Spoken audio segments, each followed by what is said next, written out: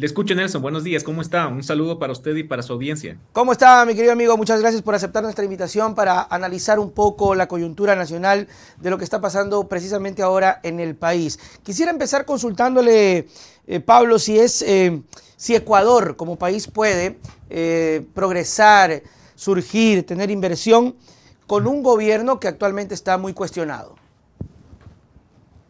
En primera instancia, claro, una gran pregunta, Nelson, tenemos que definir qué es progreso, qué es desarrollo. Si es que el desarrollo es simplemente atracción de inversión extranjera, quizás con la inseguridad política que también deriva en inseguridad jurídica, no somos un país interesante o atractivo Claro. para esa inversión extranjera. Pero Ujú. pensemos más allá, Nelson. Si es que el desarrollo es tener capital humano que atraiga a empresas, porque tenemos empleados de alta capacidad, Claro. altamente productivos. Si es que tenemos un sistema de salud que protege a esos empleados, si tenemos un sistema de educación que capacita a esos empleados para que incremente su productividad y de esa manera definimos el desarrollo, tampoco vamos a ser atractivos con las circunstancias actuales. Nuestros indicadores son muy penosos y lamentablemente no se avisoran mejoras en el corto plazo. Terrible. Quiero saludar también a Emperador Apolo que está en el chat escuchándonos. Yo había leído unas cosas interesantes, Pablo, que decía, en resumen, usted podría de pronto completarnos un poco más el concepto, hablando del progreso, hablando de la situación del país. Cuando al pobre se le convence de que ser pobre es su culpa, dejan de pedir derechos. Pero desde luego, y eso creo que es una de las estrategias más grandes que tienen los países con altos niveles de desigualdad, es convencer de que la pobreza y la riqueza es responsabilidad absoluta y exclusivamente de cada individuo, desconociendo las variables estructurales que escapan Ujú, o que rebasan a las personas. ujú. Y entonces nos convencen de que si me esfuerzo mucho, voy a poder ser rico y entonces O como como no me todo depende esfuerzo, de mi soy pobre. esfuerzo, como todo depende de mi esfuerzo, ¿no es cierto? Entonces no necesito ayuda estatal, pues, porque todo depende de mí. No Ujú. necesito un Estado. Y comienzo a repetir las preferencias de las clases acomodadas, de las personas con riqueza, porque a ellos sí les beneficia menor intervención estatal. ¿Por Claro. qué? Porque las clases acomodadas, porque las clases con riqueza pueden pagarse educación de calidad, pueden pagarse salud de calidad porque son educación y salud privadas, pero las clases pobres, las personas pobres pueden darse el lujo de reclamar menos intervención estatal cuando no tienen salud y educación pública de calidad o siquiera alguna salud y educación pública. Claro. Entonces, no, la respuesta es en negativo y cuando comienza ese discurso a multiplicarse y a penetrar en los estratos más populares, vemos que finalmente ha tenido éxito esa élite en convencernos de obedecer a preferencias que les benefician a ellos y no a nosotros. Eso es totalmente real, ¿no? Y siempre se ha escuchado el asunto y no sé si algún rato o se podrá cambiar este concepto de que no, es que ese tipo es pobre porque le da la gana. O sea, es pobre El porque pobre es quiere, pobre porque quiere. porque quiere. Y hemos tratado nosotros acá también en el espacio tratar de cambiar el chip en esa situación porque no es así. Yo veía incluso en TikTok un joven que hacía un ejemplo de cómo hacía ejemplos de fichas y le decía si tenía educación, sí, le daba una ficha. Si tenía salud, sí, tenía otra ficha. Acceso. Y le decía, ¿qué pensarías si te digo que para tener éxito en la vida necesitas arrancar con 5 fichas? Y él ya tenía 10. Entonces se le iba a hacer un poco más fácil que el que no tenía fichas, ¿no? Es más o menos así. Correcto. Y es por eso que hay que tener mucho cuidado en este discurso que a veces habla de cierto tipo de igualdades, como por ejemplo la igualdad de oportunidades. Pero una cosa es tener el acceso a ciertas oportunidades y otra cosa es garantizar un nivel básico de punto de partida en el que podamos iniciar, digamos, la carrera de la vida en igualdad de condiciones. Claro. Nelson, no es de gana que en la actualidad, y existen algunos países, hay algunas ciudades en el mundo donde ya se está experimentando y con resultados prometedores, el salario universal básico. ¿Y eso qué significa? Significa que todas las personas de una ciudad, incluso se ha hecho en barrios, ¿no? Ejercicios más pequeños, muy restrictos, muy restrictivos. Cada una de las personas reciben un salario mínimo vital simplemente por el hecho de existir, Oh. independientemente de si es que está en social baja, media o alta, todo el mundo recibe un salario y está garantizado a lo largo de su vida por el hecho de existir. Y se dan cuenta, los resultados nos dicen, Nelson, que la gente, esto mejora la productividad de la gente, esto Ujú. mejora la motivación y la calidad de vida de la gente y la perspectiva que tiene la gente de su vida, porque le quita a la persona el estrés, le quita a la persona la necesidad de buscar mayor ingreso, de buscar mayor riqueza, porque está en juego su mera supervivencia. Claro. Con un salario universal básico, la gente tiene garantizada su supervivencia, que es un derecho, Claro. finalmente, Nelson, el derecho a la vida, ¿verdad? Y Ujú. entonces, de esta manera, la gente, al garantizar eso, contrario a lo que la gente supone, ¿no? Porque la sabiduría popular nos dice que cuando se le regala a la gente la plata, la gente ya no trabaja, se desmotiva. Es el contrario. Ujú. Los experimentos nos están demostrando, científicamente comprobado, que la gente más bien es más motivada a trabajar porque se ha quitado una preocupación enorme de encima. Claro, por ejemplo, digamos que este salario y este experimento que me cuentas, Pablo, que se está ejecutando, por decirte, una persona que nace lamentablemente en situaciones complicadas, ya no tiene que estar preocupado al menos de conseguir $1 para poder comer ese día, sino que ya está cubierto eso, ¿verdad? Y puede incluso crear otras situaciones que le van a llevar a una mayor riqueza. Es eso, ¿no? Correcto, Nelson. Y ahí es donde vamos, por ejemplo. Esa es una medida, Nelson. Retomando tus palabras, esa es una medida ¿para qué? Para erradicar la pobreza. Ujú. Estamos viendo los indicadores actuales, ¿no es cierto? ¿Qué es la Ujú. pobreza? La pobreza es tener, según algunos indicadores, menos de 2 punto algo dólares al día. En el Ujú. momento en el que yo tengo un salario que rebasa eso universal, yo erradico efectivamente la pobreza. ¿Cómo Y, combatimos? Perdón que te interrumpa. ¿Cómo por favor, combatimos el que ya lo habías dicho, el comentario de estamos manteniendo vagos? pues ahí lo importante, Nelson, es ahí se necesita un ejercicio muy profundo de pedagogía.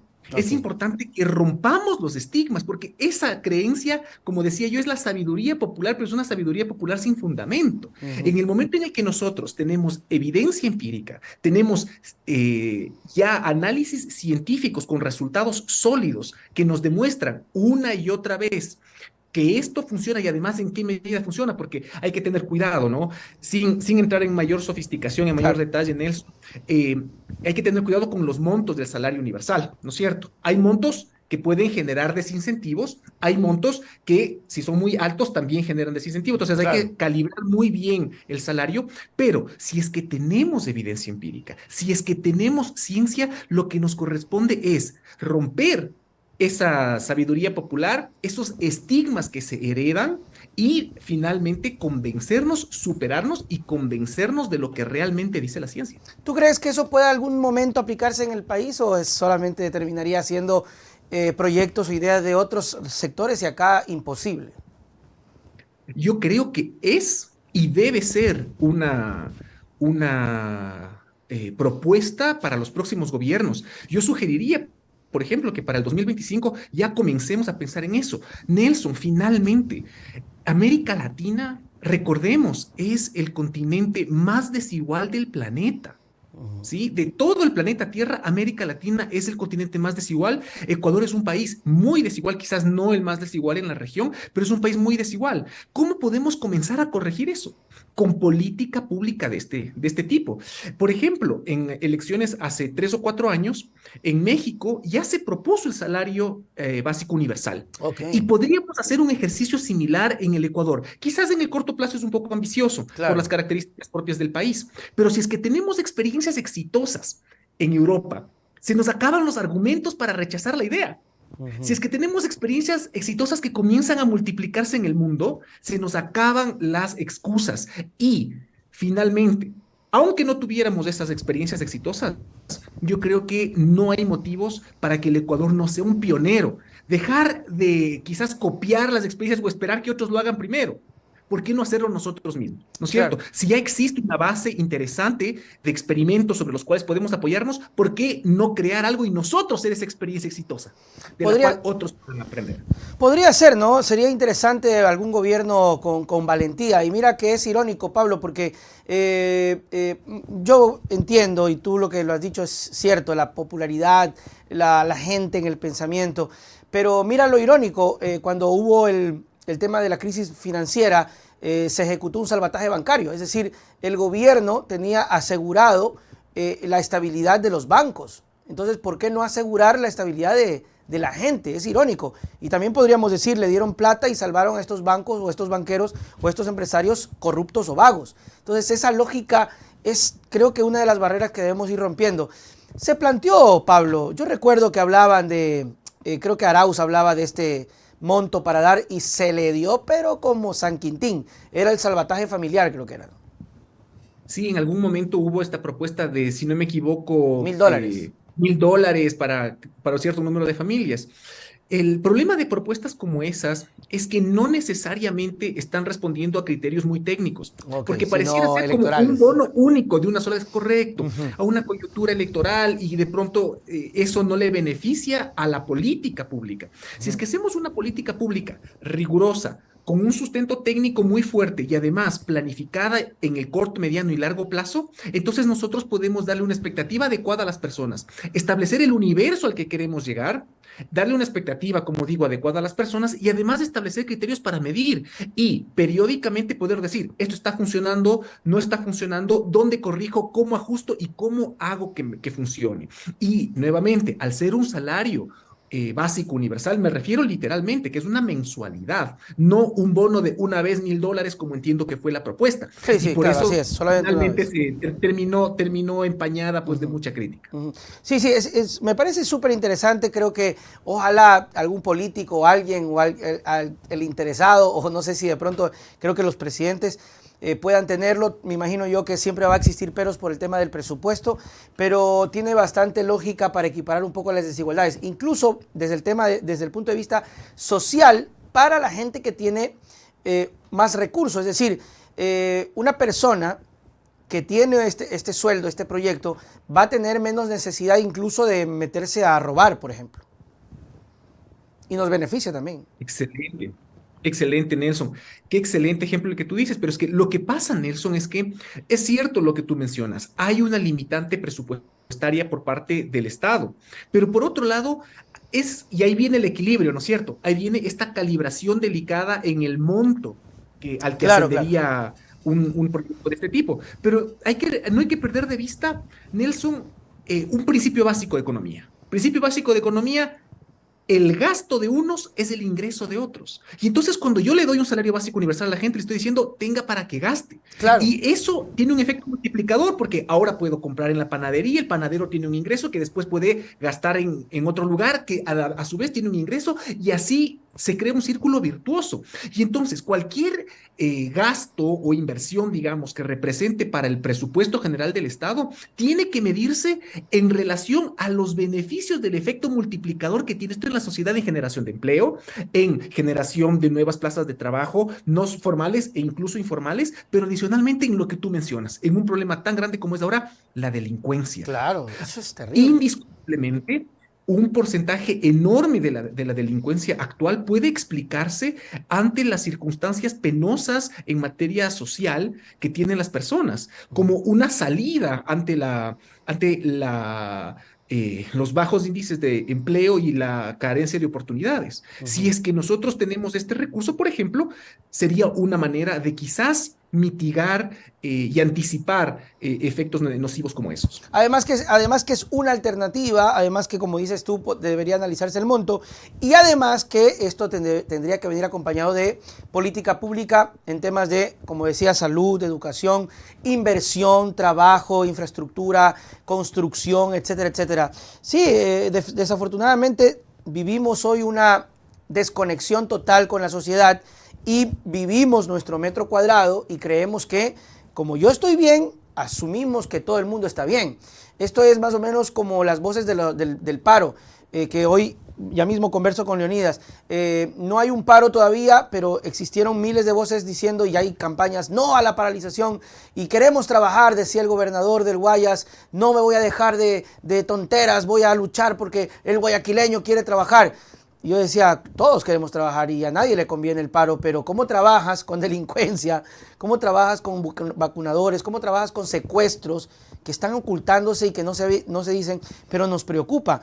Entonces, sí es importante este tipo de situaciones analizarlos, Pablo. ¿Crees tú que el gobierno actualmente tenga ese chance para poder crear cosas así o ya no? Yo creo que estamos en un punto de inflexión muy fuerte, Nelson. Ahorita, en este momento, yo diría, Nelson, solo Lazo salva a Lazo. Nadie más lo puede hacer por él. Y esto significa tener al menos un espectro en el corto, mediano y largo plazo. En el corto plazo, desde luego, la gestión es predominantemente política. Lo que Así está es. sucediendo en la Asamblea Nacional y en las otras funciones del Estado. Pronto vamos a ver también la interacción, cómo esto entra en la Corte Constitucional, ¿no es cierto? Eh, pero en el mediano plazo, si es que pudiera salvarse esta situación, y yo creo que se va a poder salvar, pero en el mediano plazo es importante que el Estado reconozca que el desarrollo de un país no es acumular recursos, no es acumular plata y decir que la tenemos y que tenemos Claro, claro. mucha plata acumulada, ¿no? Eso no es desarrollo.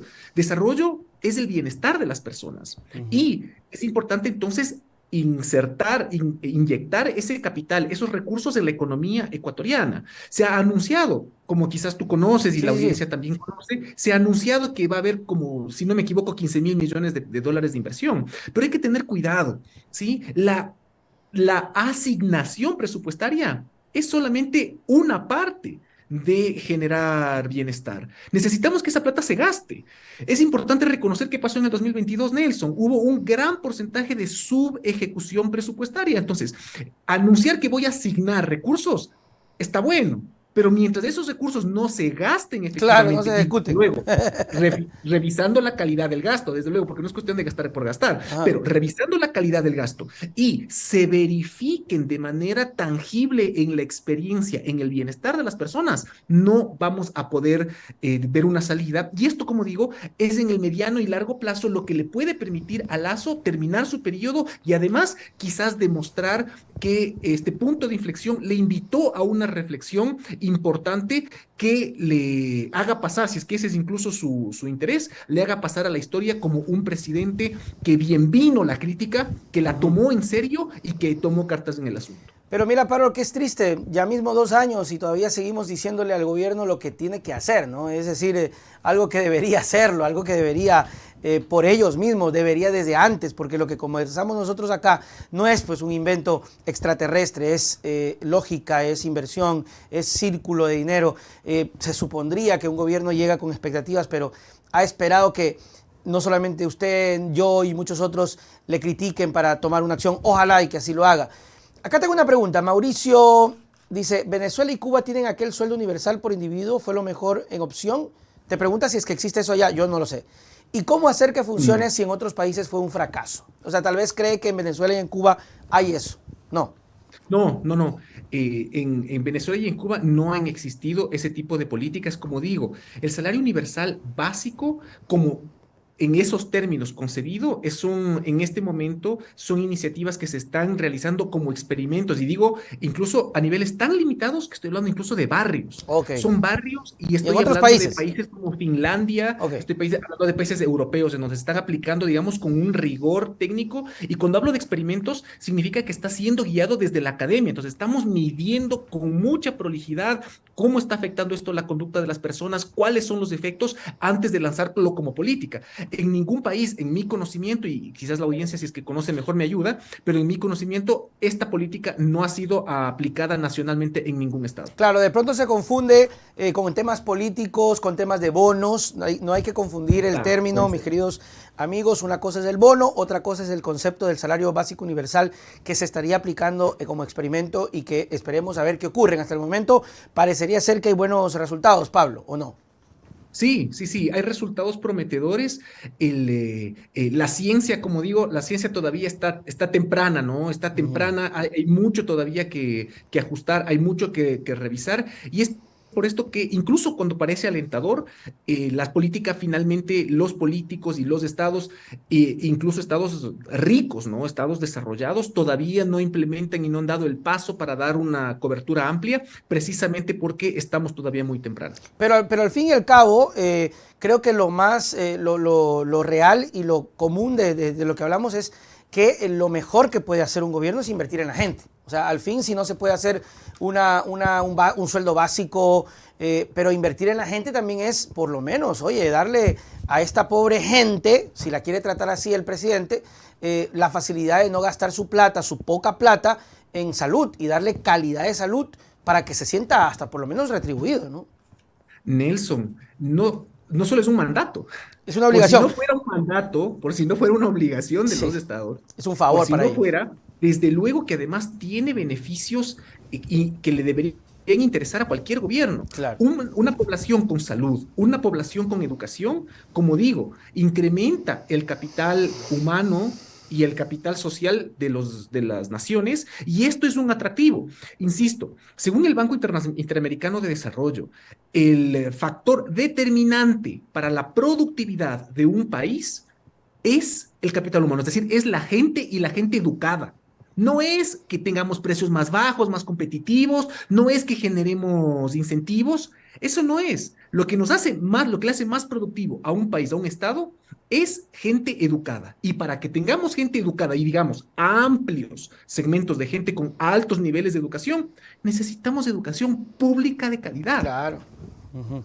Y eso es lo que Y tampoco esto es lo que nos se va ha a hecho. permitir atraer, si es que eso es lo que nos interesa. Si no fuera suficiente, Nelson, si no fuera suficiente que la educación en sí misma ya es pues un valor interesante para las personas, si no fuera así, incluso es precisamente el tener capital humano productivo lo que va a permitir que atraigamos inversión extranjera, si es que eso fuera lo que nos interesa también, ¿no es cierto? Ujú. Entonces, hay muchísimas ventajas y es importante simplemente estar sintonizados con, uno, los hallazgos de la literatura, los hallazgos de la ciencia y reconocer que el Estado tiene un rol en esa sociedad para generar bienestar. Es Me inte- temo, por favor, Nelson. no, es interesante, Pablo, porque creo que el mayor reto de una sociedad es cambiar el paradigma, los dogmas, el chip, porque esto levanta mucho debate, ¿no? Lo que acabas de decir. Y no falta quien diga, no, esa es la política del vago, que solamente quiere pedir plata y no trabajo. Pero pensándolo un poquito, Pablo, estas personas de estos segmentos, primero que el solo hecho de visualizarlo así ya es un síntoma de que lo ves desde tu metro cuadrado, ¿no? Tu casa, tu espacio, tu confort. Yo estoy tranquilo, ese es el vago que hay que eliminar porque es una lacra de la sociedad y creo que desde ahí estamos mal. Pero otra cosa que no vemos y que yo lo visualizo acá es que esa persona pobre, esa persona que no tiene las oportunidades que tú has tenido, va a tener igual plata. Va a tener igual Correcto. plata. El asunto es que lo va a buscar de la forma negativa, cobrando para matar gente o robando y matándote para conseguir dinero. Esa persona, que sí, que el gobierno podría darle un sueldo básico universal como experimento y que mucha gente dice no le den por vago, va a conseguir plata, Pablo, porque el fenómeno del ser humano y por sobrevivir es buscar plata y lo hará de las formas impensables. Pero claro, y aquí, mira, regreso al punto original, Nelson, lo que tú mencionas es fundamental. Es indispensable tener una mayor inversión pública, particularmente, como digo, en salud y en educación, pero lo que tú mencionas, quiero hacer una breve profundización en lo que tú dices.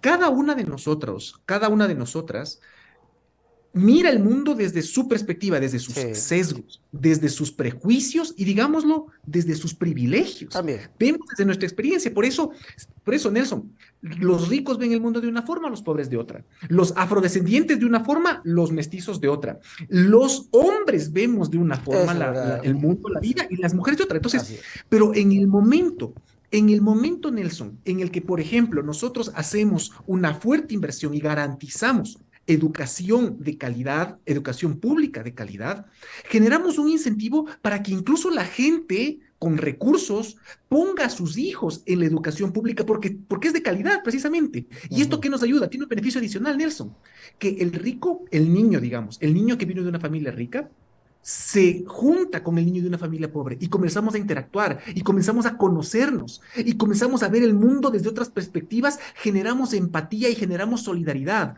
Ujú, En la medida en la que no tenemos estos espacios de convergencia para conocernos entre ecuatorianas y entre ecuatorianos, seguimos en ese debate que tú mencionas, ujú. en el que cada una de nosotras y cada uno de nosotros simplemente generaliza las preferencias de acuerdo a su posición, sus prejuicios y sus privilegios. Ese es el reto mayor. Gracias, mi querido Pablo, por estar con nosotros. Siempre es bueno ampliar un poco nuestros criterios y totalmente de acuerdo en que se llegue a esta experimentación, ojalá con resultados muy buenos. Si lo están haciendo en otros lados, aunque tú decías algo que suena bien, pero no sé si logre pasar, tal vez con otros gobiernos, que no esperemos que los otros hagan, sino hacerlo nosotros y ver cómo va funcionando la cosa. Pablo, tus palabras para despedirnos.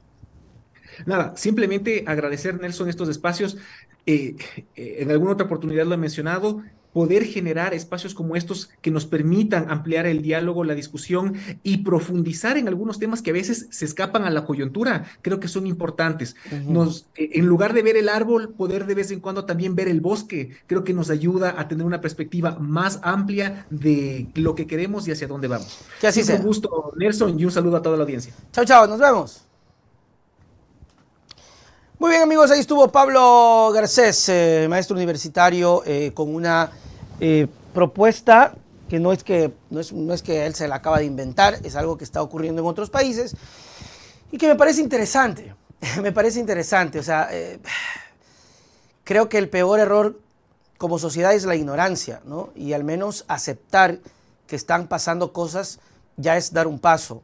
Es igual que el tema de la legalización de la droga que se está debatiendo. O sea, se ha declarado la guerra a las drogas y solo ha traído muerte. ¿Qué pasa si se controla? ¿Qué pasa en otros países donde ya la están controlando? Si a mí me pueden ofrecer, yo no lo voy a hacer, porque esto es un tema de educación, no es un tema de cosas. Tenemos drogas que te matan el cerebro como el alcohol y tú vas y lo compras y pagas por eso.